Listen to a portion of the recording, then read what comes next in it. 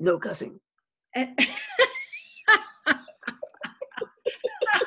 that's the first thing people are going to hear when they watch it. You asked for me to be here. Okay. Yes, that's right. Welcome to In Good Faith. Conversations at the Dialogue of Religions.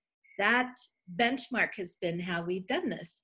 And today we're doing something a little different. We're doing conversations at the crossroads of culture. And I have my sweet, beloved friend, Julie Woods. Julie Woods, one word. That's how we get to JWow. That's how we get, thank you very much. That's how we get to JWow. Word. Most of your tribe knows you as JWow, and it's an appropriate name for you. We are very casual today, Jules. I'm sitting in my dining room. You are sitting in your home. I have my coffee. I just want you to see coming. Yes, yeah. And this cup, this is my Vanna showing my cup here. This cup you can't see very clearly, but it is a villa in Italy. And not so many years ago, Julie and I went to Italy together. Yes, we did. On business. So I've known Jules for a long time. I have known Julie. We have a disagreement about whether it's 18 or 20 years, but it's a long time. And during that time, we have been dear friends. We have worked together professionally in the international leisure and tourism market. We have traveled and taught at spiritual events. We have laughed and played hard and cried together. At 2 o'clock in the morning or 4 o'clock in the morning or whenever the tears happen to come. And so it's a really huge pleasure to do this bit of work with you. And you should know this is the first time that we have recorded In Good Faith in this format. This is the first time I have done a look, here we are on screen kind of piece within Good Faith. We are a podcast and a newspaper column, and we have been since 2013. Wow. You have your own show. Yeah. Coffee with JWow, which you can catch on Facebook. And at the end, we'll talk about all the ways to get to you, because that's important. But this Coffee with JWow is a chance to just hear you kind of download thoughts from your head. And in your head are some really interesting things happening, JWow. Like there's a lot of conversation going on. So this particular show is designed for people who have deep spiritual connection. And what I know about you, and one of the things that makes you a fascinating individual on the planet, is that you are a multi-souled individual. I love that. Right? You are a person who is inhabited on a soul level by 24 different personalities. And there are all kinds of psychological ways that people like to define that. But the reality for me is when we step out of science's difficulty in explaining the phenomenon that is Julie Woods, we come to these amazing parts of you that all contribute to the world, all in very different ways. And how I think of you is my multi-souled friend. I always feel like I have complete interaction with whichever aspect I'm talking to, as a total and complete soul inhabited in a body doing work on the planet, whatever that work is. And it's varied work. So Julie is fascinating. And if you're here and joining us, please stick around, because she's got great things to say. What were you going to say?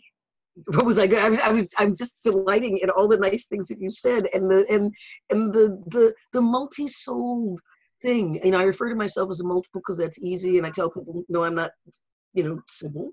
And it is what's true for me, is that each of these 24 souls has its own lifetime and perspective and what have you. What I say in the business world, where I've been hired to be a multiple, which I just love, is let's face it, I'm the cheapest focus group you're ever going to get. That's right. You pay me a fraction of what you pay a whole focus group, and I'll give you 24 people to talk to. That's right. That's right. And varied people, very different kind of people. And all of that said, The reason that I share that with the people who are following in good faith is that this is a unique opportunity. It's a very unique opportunity, and things happen very quickly when in conversation with Julie. And one of the things that you'll see is there are some phenomenon that take place that are part of this process.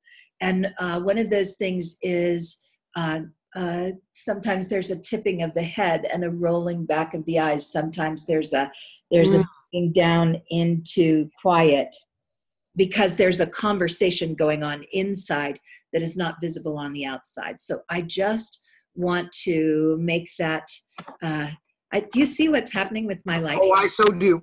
Wow. Oh, I so do. That's really interesting. You are right at that moment. Right at that moment. There's a stream of rainbows. Yeah. Right? And then there's a single light, and they come together. So if you're a singleton coming in a single light, and I'm the rainbows coming in here, and they crossed right here between your throat and your heart. And that happened, girl. That happened, and we saw it, and we got it on film. So Julie is an urban bliss shaman. And if you don't know what that is, well, you're going to find out. This woman has such a fascinating way of being in the world, and such a fascinating look at what's happening in our culture. And I picked up on your live stream the other day. I just clicked in, which I often do, just to see what kind of good stuff you're up to.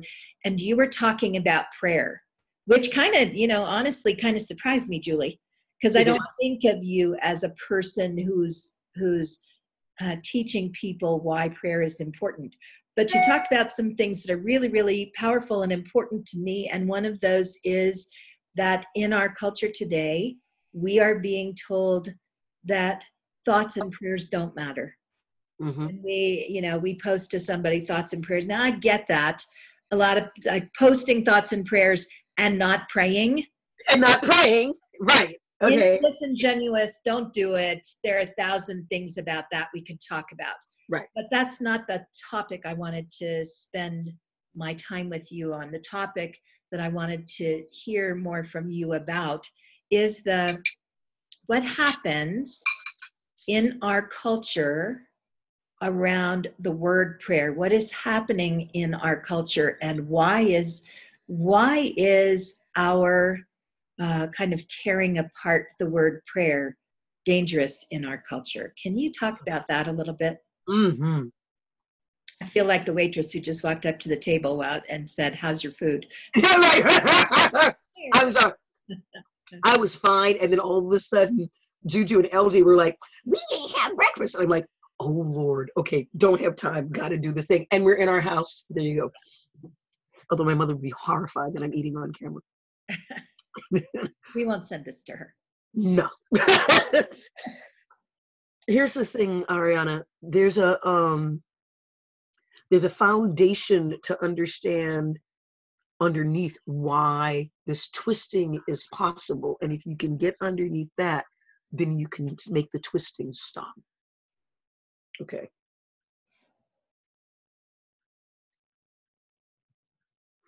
Got to do the language sequence. When you control the language, you control reality. And what that is, when you control the language, you control the imagination. When you control the imagination, you control the narrative. When you control the narrative, you control the culture. When you control the culture, you control or steward the reality. So when you take control of language or its absence, you are taking control of whatever power that particular languaging did or did not have. Whatever power it had, when you silence it, you take that power away.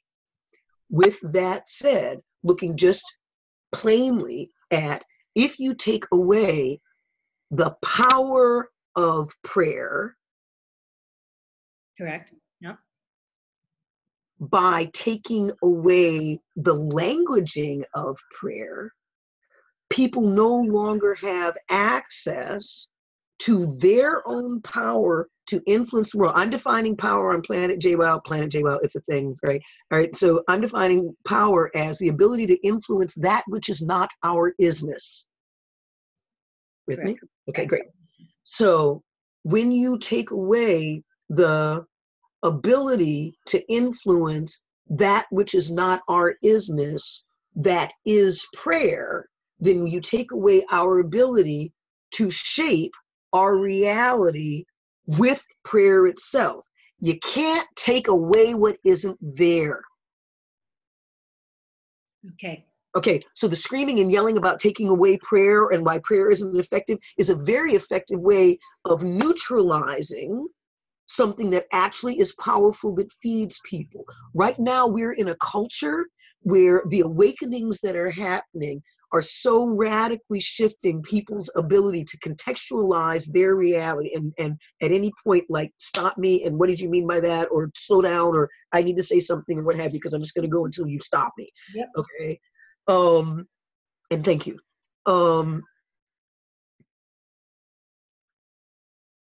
The ability to contextualize, to the ability to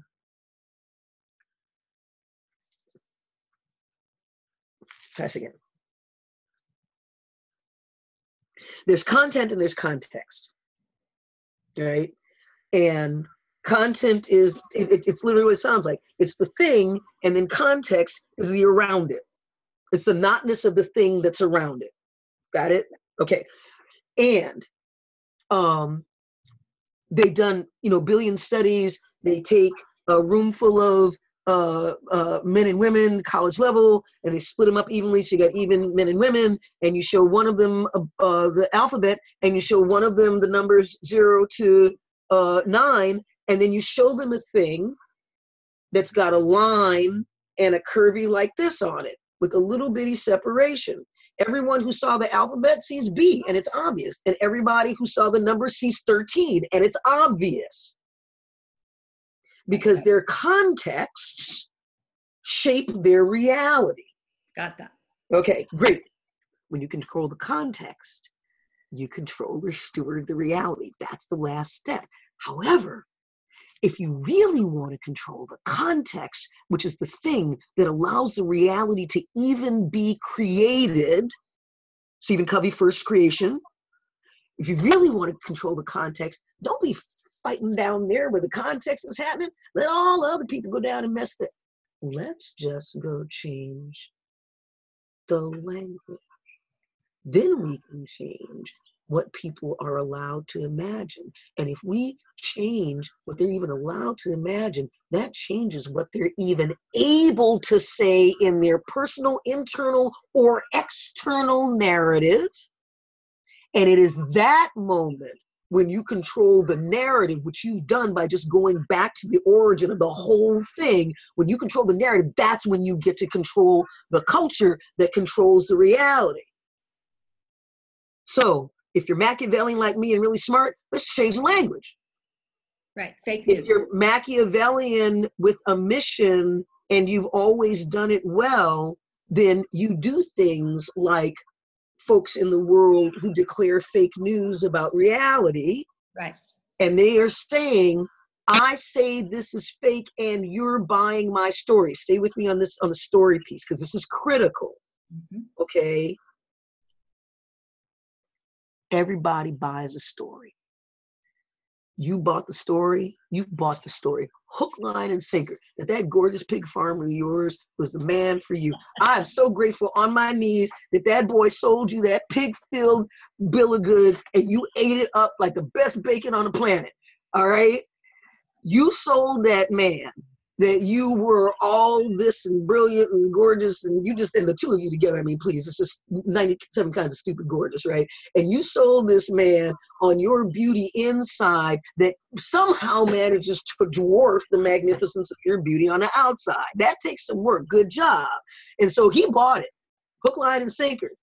And then you said, let's make a panda. And then you got Ryan. Okay, I don't think that's how it went down, but that's close enough. Not quite, but yeah. Okay, the serious side of that, gaslighters sell the story that I love you and you're safe while I bash your face in, because I'll get to the loving part in a minute.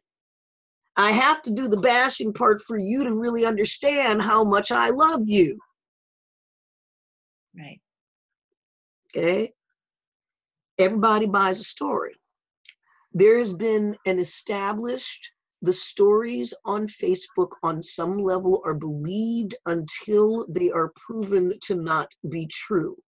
It is one of the few places where there's a presumption of truth until falsehood is proven. Okay. And some algorithms that stop you from seeing the things that would ever make you doubt that what you're seeing is true, right? Bingo. You don't even get the opportunity to look at the other side and consider it. You are constantly fed one stream of information. When you control the imagination and or the narrative, you get to control the culture. Exactly. I'm going to make sure that you don't have...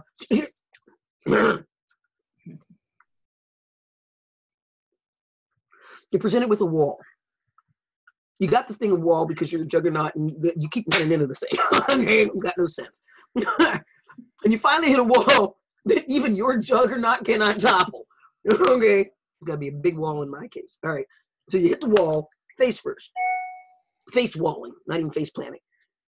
And then it occurs to you, well, I don't know what to do because I hit a wall and it goes down. And wall's too high for me to go over, it's too wide for me to go around, it's too deep for me to go under. I don't know. Like I now have a new understanding of the word stop. Unless I have the imagination to tell myself a narrative of a knotness of wall directly in front of me that lets me get to whatever is past it, otherwise known as a door, a tunnel, egress. I mean, this is the classic case of mom whose kid gets run over and mom lifts up the car, right? Yeah, no, dude, right. The story becomes, I can get this off my child. And miracles happen. That's just, and it is an instantaneous first creation of a brand new concept that gets lived into immediately. I'm 5'2", 100 pounds in a soaking wet parka, and that car is on my child's leg. And so there's a knotness to that being true. And I'm a mom. And so I just create a knotness of that car being on my child's leg. It's not, having spoken with people who do crazy things like this, it's not that I'm going to do the thing, it's that there's a thing that needs a knotness and I'm here and that's happening. Right. That's different. This whole conversation, I want to bring back to the power of prayer. Thank you. Okay. In our society right now, there's something happening that troubles my heart. And prayer, how you put your energy on something is really, for me, about our state of consciousness. Prayer shifts your consciousness. Prayer, whether you believe that prayer is happening because you're reaching to some supernatural being or place that is changing for you whatever is wrong, or whether you don't, whether you pray in denials and affirmation, this has no power over me, this is what is so. Whether you're praying in present form or in that beseeching voice we sometimes go to, no matter how you do this, it changes your consciousness. It changes your frequency, your way of energetically being in the world. And when that shifts, things that don't seem possible in the physical world happen. I was reading this morning about Dr. Harold Koenig, who did analysis at Duke University of 1,500 studies on prayer and healing, and concluded without a shadow of a doubt that people who pray are healthier physically and healthier mentally. He didn't conclude that something outside of us is necessarily answering our prayer. He concluded that people who pray are experiencing a different way of being. And I want to say that because this thing about praying for me is not about preaching who you have to believe in. right? It's not about that. It's about understanding that we can pray from our own divine heart. We can step into our own power, into our own place of being sovereign, and choose our words, choose the words we're saying to ourselves, and choose the words that are coming out of our mouth, and change the world that we're sharing, change the culture that we're sharing. And that is really important. So when people try and take prayer away by saying it's, oh yeah, let's throw prayers and thoughts at this, you guys aren't doing anything, you don't get it. That these people are not getting why this is powerful in changing the consciousness of our culture. Completely agree. I want to state a fact that is physical about prayer. So the pain that I was in for 30 years. You can't take 25 double strength Percocet for longer than 6 weeks because it eats your liver. So they only give that to people who are dying of cancer and they've got 5 weeks to live. You have a better quality of life and it just munches on your liver and then you're dead. Okay, great. It is physically impossible, according to the pharmaceutical companies, to have a healthy liver if you are on 25 double strength Percocet or more a week. It is impossible. They will tell you that flat out. So the fact that I was on 40 double Percocet a week for 5 years and I have a healthy liver almost cost my doctor her license. And the thing that saved her was her throwing down my liver test and going, well, here it is. They're like, that's not possible. She's been on it for a year. She said, it gets worse. Here's her one 6 months later. It's like, that's not possible. She's like, oh, it really is. Here's her one at the end of 2 years. They're like, that's like, I know it's not possible. So here's the part where I tell you why I did it. She says that there are 40 people around the world who pray for her liver every day and therefore her liver stays healthy. And the whole room full of people were like, they're a bunch of doctors. They're like, that doesn't make any sense. And he said, and yet, here are 3 liver tests. Right. Power. Okay. So for those of you who are listening, who think in some way, shape, or form that this conversation is woo and about your head, I'm talking about reality.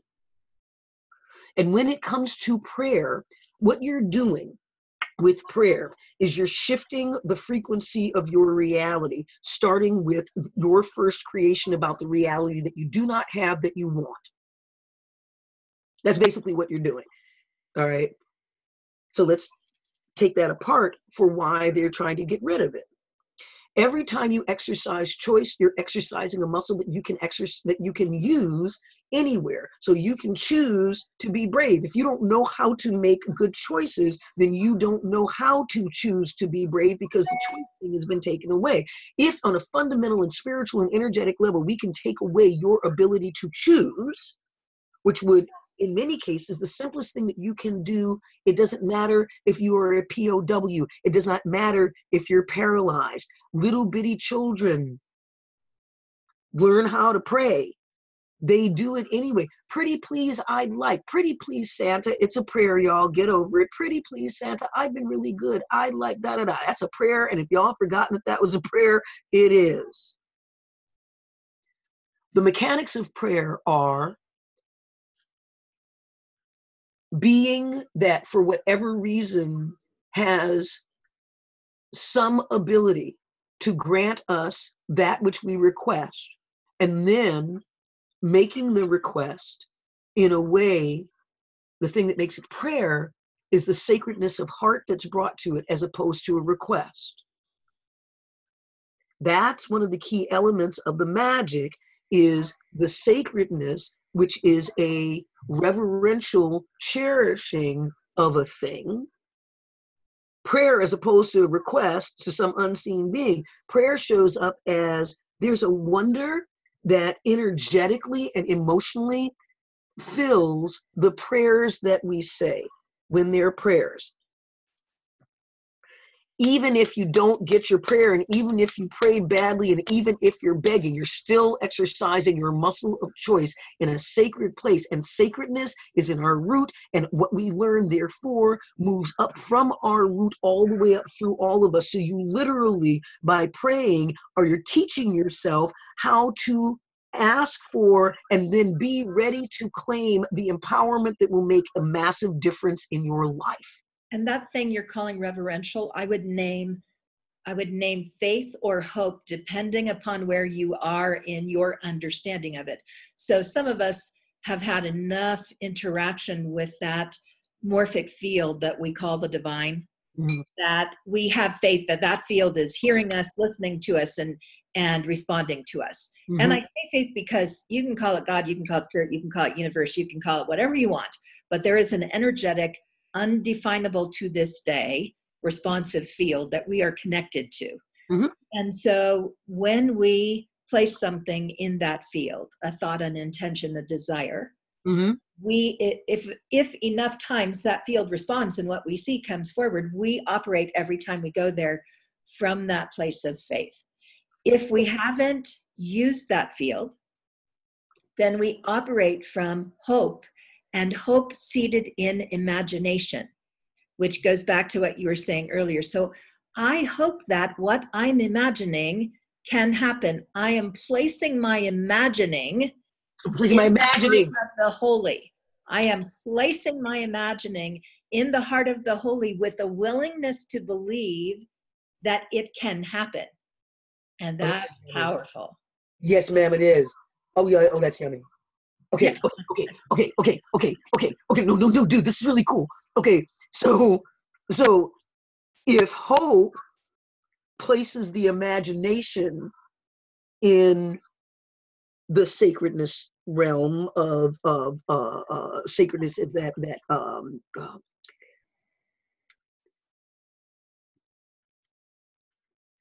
oh, I so want this to be true, because this is really pretty.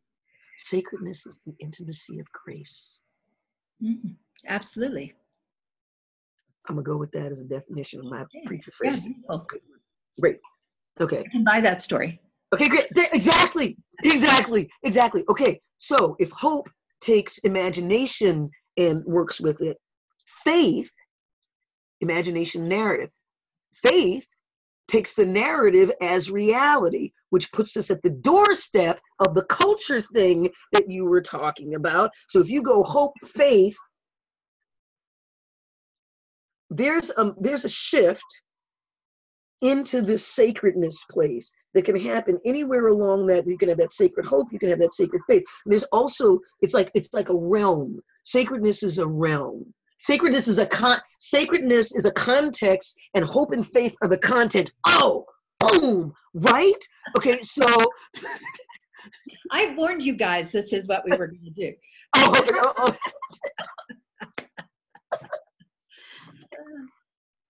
Okay. Yeah, good stuff. It's really good stuff. So this is so in the process, people are like, how, but Ahriana, how do I pray? So I want to just kind of walk through a couple of steps that I think are important for practice for people who really don't. They really don't know what they're supposed to do when they're praying. Right. So there are some simple steps. One is an acknowledgement that there is something holy. We don't have to define that as the guy on the cloud or as the mother goddess or the beloved Gaia Earth. We can just stay in the field of, in the consciousness of humanity, there is an accessible realm of holiness. Okay. Consciousness of humanity. We are, those of us that have been around religion a lot would say we are animated by a divine spark. If we're animated by a divine spark, then that divine spark lives in the consciousness of humanity. Okay. So we are reaching to our most divine self, our most divine connection to whatever that greater consciousness is. Mm-hmm. First, we acknowledge that. I acknowledge that there is something holy that I am inseparably connected with. Mm-hmm. And I call that into my space of being right now. Mm-hmm. If I am inseparable from that state of holiness, then there's something holy about me. Right. From that place of my own holy being, I have a sovereign right to create the world I'm experiencing. Mm-hmm. I have a sovereign right. And so I speak forth what it is that I want. And in that space, once you've connected with the divine, however you see it, and claimed yourself as inseparable from, meaning that you are one with, part of, and worthy of, then from that place of worthiness, you speak into being, either in your thoughts, your intimate words, or your spoken words in front of other people. You speak into being what it is you're creating. I am creating a world that is transformed by our shared spiritual experience. I am creating that. I am creating it in divine collaboration. And so I speak that into being. I speak that my prayers have power, the power to transform and change what is currently showing up as real and isn't real in my world. I am willing to change that. Right. And then the most powerful prayer ever is gratitude, right? This is what I'm changing. Dude. Hey, I'm connected. I deserve to be listened to. This is what I'm changing. And thank you. And thank you. And good thing to do in the world too, the thank you part. Right. So, you can take that in any direction. Some of us talk to God as an intimate connection. Maybe we're putting Jesus in front of us, or Hearn in front of us, or who knows who, any archetypical face. We can pray to and with collaboratively that place that is our spiritual home. And we can also pray from our sovereign self as divinely led. In my prayers, I like to make sure that I ask that whatever I'm praying for serves the highest good of all beings, right?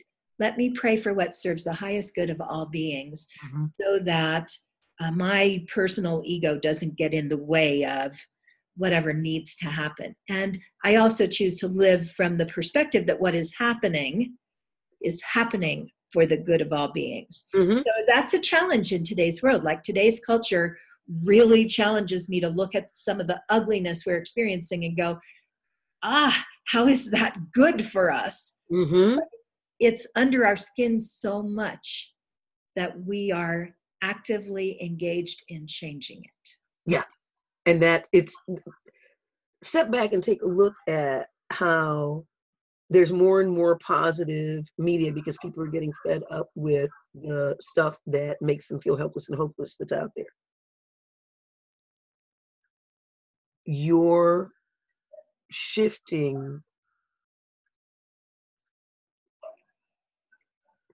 to either to whom you pray or how you pray to them, adding in positive boosting elements like the gratitude at the end, adding in, please let me do this right. Like, please have this be the rightness for, my tribe, which is my version of you're pretty. All right. And the other piece that goes in it is something you said right in the beginning about holiness. Atheists pray. Okay. And not just when they get in trouble, they pray. They just don't call it that. They'll call it I'm working through, I'm stilling my mind and I'm doing the mechanics, and then I get a part of me that works through it, and we can see it on the brain scan that this part of my brain does da-da-da, and that's why I do it, because I know that it's coming from me, right? And it's the best part of me. I'll take it. Some people, their best part is right here at their skin. Some of us, our best part is outside of us. Some of us, our best part that we're striving for is outside of us. One way or another, prayer is a communication to our current notness. That's something that we want to be, and that also that we want to have. Correct.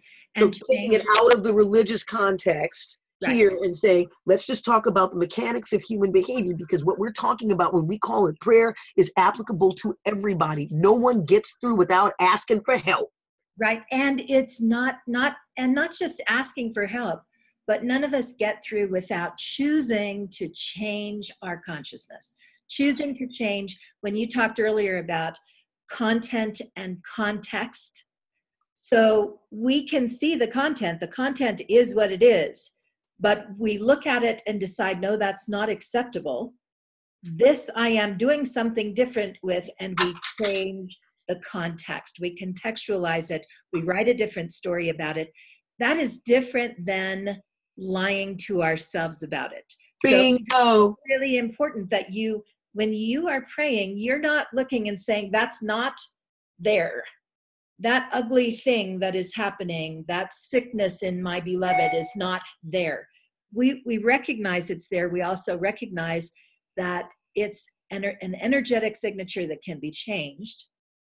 And we begin to change the energy, starting with what is emanating from us through the power of our thoughts and our being, whether we're holding hopelessness and apathy, or we're holding strength and faith that something good is happening. And it steers us as human beings. It steers us. So when we talk about doing away with praying for each other in those difficult moments, we are giving up something incredibly important. We are giving up control of the steering wheel, right? We are no longer directing things. Say that again. It's being taken from us. I want to not euphemize. Rape and sexual molestation do not have the same impact, even though they are the same thing. It is not, we are not giving it up. It is being taken from us. Things can be taken from you. And by being Pavlovian programmed to agree with things that feel good to our anger because we feel frustrated and hopeless, it is very easy for trolls on the internet to say, well, you don't want to do that thoughts and prayers thing anyway because it doesn't do anything. And nobody questions the premise that it doesn't do anything. They just go with the don't do it because, kind of we say so, and we want to be cynical hipsters. Well, and I want to acknowledge what you just said, and I want to give you a different slant on that. And my slant on that is, I am not willing to give anybody else the power. Mm-hmm. So I'm going to sit in the reality of the fact that I am allowing that to happen much more than I am that somebody else is doing to me, because I am not willing to be a victim. I am willing to claim my sovereignty about the world I'm creating. And if this is happening around me, it's because I'm not paying attention to it, and I'm not choosing something different.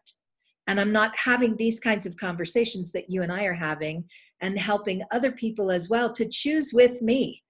Let's choose something together actively that shifts and steers our culture in a different direction. I am very willing to claim and sit in the power of that and disempower those trolls. They don't get to have that influence on me. Oh, we're going to have a yummy one. How much time do we have? We have about 10 minutes left. Oh, I'm going to jump in on a thing right now. This is for if you ever wanted to be a fly on the wall. This is what really happens between us. This is exactly what we record what we do anyway. We do this anyway, all right? This is what this looks like. Only those who could not speak can speak for those who cannot speak. Good stuff. Thank you.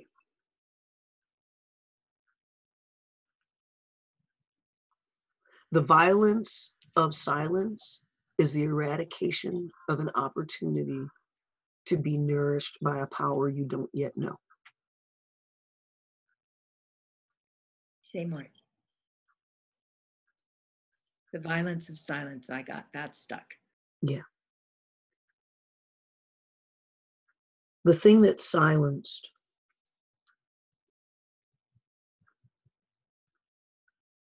doesn't get accessed as another opportunity for us to learn about yet and still a different aspect of our own power. Okay. Mm-hmm.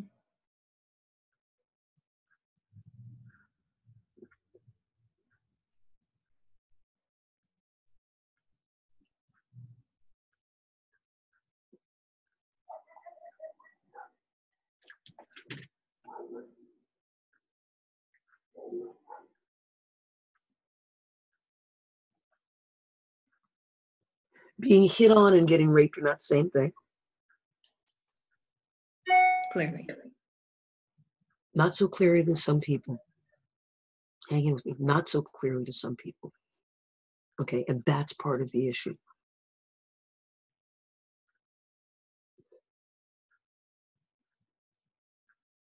Contexts change our ability to exercise to act on the declarations that we make, the ability of our bodies and our lives to fulfill the declarations that we make. When the white teacher in Watts school says the standard thing to kids in a regular school, what do you want to be when you want to grow up? I want to be an astronaut. I want to be da-da-da-da, and says that in deep in the heart of Watts and says, what do you guys want to be when you grow up? And all the kids raise their hand and say, alive. Yeah. They mean it just like the astronaut. They mean it exactly like the astronaut and the firefighter. Mm-hmm. Okay?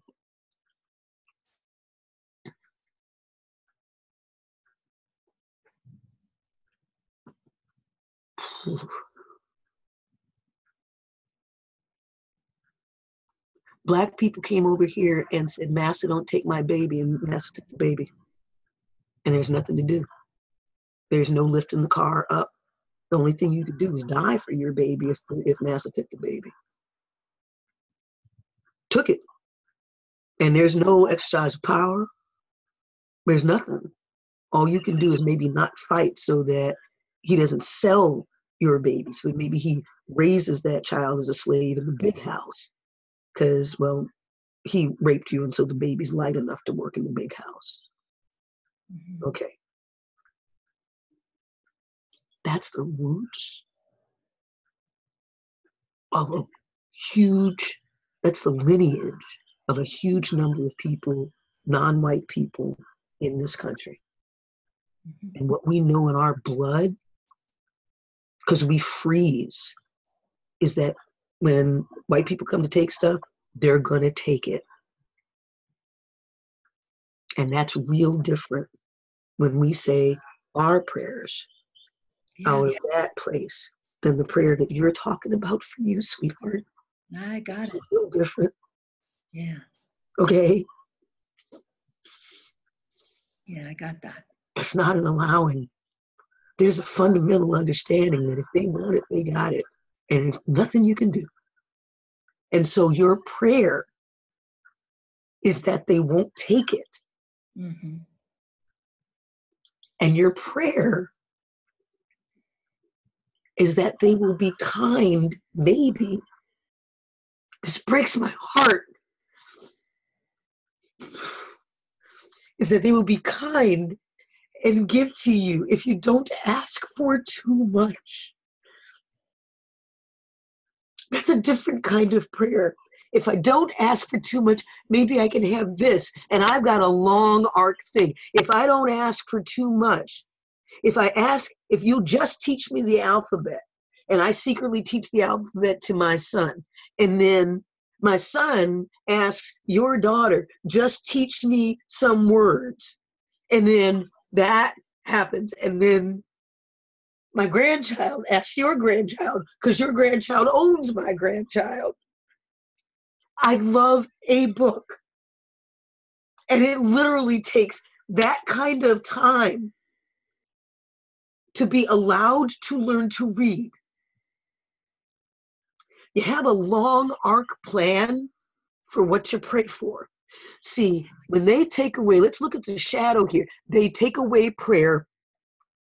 And they take away our ability to even hope for and ask for the things that could make our lives better. And that, plain and simple, is why they want to undo that languaging. They want to say thoughts and prayers don't matter until you start to get brain sludged. It's not brainwashed. They are dumping their crap in your head. That's what they're doing. And their thing is, I'm going to deaden your brain by not only telling you a lie, I'm also going to have it be a lie that takes away your power, and it takes it. If I take away your ability to imagine something other than, then I've taken away an entire vista of reality from you. So if what I do is I feed you hopelessness and helplessness through the news, I make it really convenient and fun to have the news so that you can see it at 4, 5, 6 o'clock, 7 o'clock in the morning, and then you come home and you look at it 5, 6, 7, 8, 9 o'clock at night, and then again at 11, then I've got you by the short and curlies for your ability to be hopeful and feel like you matter and that you have worth. And if I take away the prayer, I take away your greatest inspiration, something that you're so inspired by that you will actually speak to a thing that you cannot see, feeling that it's going to listen to you because you are worthy in some way. So I'm taking away your ability to be inspired by something that's going to give you a sense of worth, that's going to have you stand up. I need factory fodder. You need to be helpless, hopeless, and do what I tell you. If I take away this prayer thing, then you can't get yourself by your own bootstrapped magic out of the tar pit that I put you face first in. That's what the taking away thought and prayer is for. We didn't talk about how to do it or what prayer is or what the thought is till the cows come home. I'm a practical shaman. That's what makes me an urban shaman. I want to know why you want to take that away. Then I'll talk about what you're taking. Okay, I know that that prayer thing is good, and I know that that is empowering, and I know it works. Why would you want to pick that to take away? Oh, I get it. You've already sown the seeds of hopelessness and helplessness now, and if I can just keep y'all stuck there, I got this sewn up. Not on my watch. Okay, so even if you don't get it about prayer, even if you don't get about what it is or how to do it or what it's worth, or da-da-da-da-da, know this, that helplessness, hopelessness mess that isn't even yours that you're feeling right now, the last thing in the world, right at this cusp of awakeness, if we can keep you from being inspired, we can put you back to sleep. Remember that phrase. If we can keep you from being inspired, we can put you back to sleep so that we can run things the way that they are and keep destroying things. However, if you can self-inspire by getting your hope up or through your faith, then we have a problem, because you just might wake up enough to stop being so helpless and hopeless and then do things and see what we're doing and counter it. And all holy things forbid, then you're going to say it to other people, and then they're going to wake up, and we're going to have this whole mess where there's all these awake people who are just like, fine, if the government and whatever is going to do stuff, we'll just do it. Elon Musk is like, I've got more money than God on a good day. You know what I'm going to do? I have more money than a small country, and Flint, Michigan ain't nothing but one town. Y'all need water? Okay. Boy just bought filters. He's like, they're not going to do anything. More and more people with power are a closer place from divinity to inspire us to do things. And if they are lifting the level, if they're the ones who are putting physical hands down and going, I will lift you up, human, as another human who's done a little bit better than you to a third grader or fifth grader looks like God. No offense, preachers. All right. Thank you so much. You know, these are human hands reaching down and lifting up. And then you can breathe and go, oh, there's sky. oh, that's a thing that I can be inspired by and pray to. But it's really hard to look at the sky when you're face first in a tar pit in Vermont in the winter. Absolutely. So I just, in what you just said, Ma'am. and I'm moving us through because we're running out of time. So in what you just said, I got a quick lesson in my white privilege, right? I did that okay? Yeah, you did fine. You did fine. I got that. I got that we're coming at this from different places and different histories and different ways. And having that thrown into this conversation, I want to make sure that two things are true. One is that I continue to say to you, be this is who you are. Like, I hear that there's trauma and pain, and my heart is right there to be present to you any way I can to support you and help you. And I can't step into that because I don't have that history. So all I can do is listen and hear and understand and show you this is what it feels like to claim this, to claim that I choose not to allow anything to influence me. This is what it looks like. Please, you have this too. Let's do this together. Let's not let ourselves be victim to. I will stand right here with you, my arm around you, and we'll claim this together. And if somebody comes to try and take it away from you, they have to take it away from me too, right? Yes. We're going to stand together and do this. There's another piece here with the white allies that's working, Ahriana, and it's this. Yes, that there's yet and still one piece that we can do where white allies working with non-white folks. I'm not going to do this person of color thing. That's getting on my last nerve. Okay. It's white folks and non-white folks. That's what we're talking about. We can talk about people of color when we get past this fundamental mess. When you step back and say, I have no idea of how it is to feel that and to have that as lineage. So where I'm going to stand before I put my arm around you is right here in this mess that I do not understand, and I'm listening. So this is what that tar pit feels like. This is, wow. With me standing right here, and there aren't a lot of other white people standing around, with me standing right here. What do you think the best thing is for us to do? If that question were to get asked while y'all are knee deep with us in whatever the mess is, all of us then will truly move together where you've got your arm around us and we've got our arm around you because we know you get it. Right. But we got to see you stand in it first. Okay? And that's the thing. There's so many of you who are, I don't get it. If I knew how I could get it, I would. And that's where the bridge comes in. That's where the prayer comes in.